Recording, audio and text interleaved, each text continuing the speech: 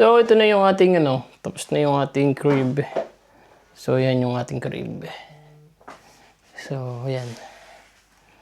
Ano siya? Drawer. Tapos ito, yung screen niya, pwedeng paltan pag medyo malaki na siya. Ito yung parang yan. Yung parang may gitna na tapos parang pintuan niya. Tapos itong screen, ayan. Pagka pwede natin siya ibaba. Siyempre, baby po siya, ganyan kataas. Tapos pag medyo may bigat na siya, tapos medyo lumalaki na, pwede natin ibaba dun sa pinakang, meron po siyang kasunod na level, yung mid, sa gitna, middle. Tapos sa pinakang baba. Tapos siguro yun, pagka pagka talagang malaki na siya, tapos pwede niya na siyang umakyat sa makaakyat, kaya dapat sa pinakang baba siya nilagay. So yun yung safety nitong crib. So maganda siya, mataas, So ilagay natin yung yung nabili nating foam.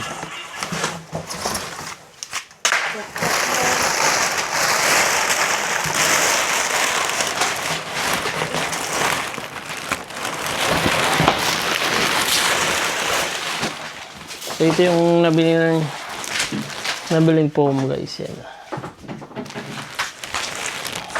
Uy, sakto.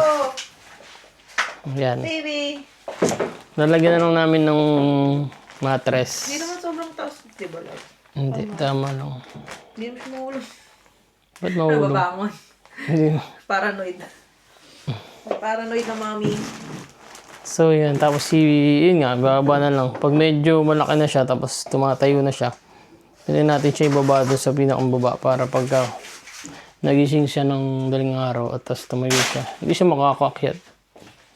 Hindi siya makakalabas sa crib. So yan. So yan, tapos yan ang kalat. Hindi ko kuha. Ayusin na lang ng mamaya. Tapos may kukunin pa siya. Lagay ko lang dito sa baba. So, ang cover ng mattress. Protector. Yung pang cover ng foam. Oh, wala naman. So yan.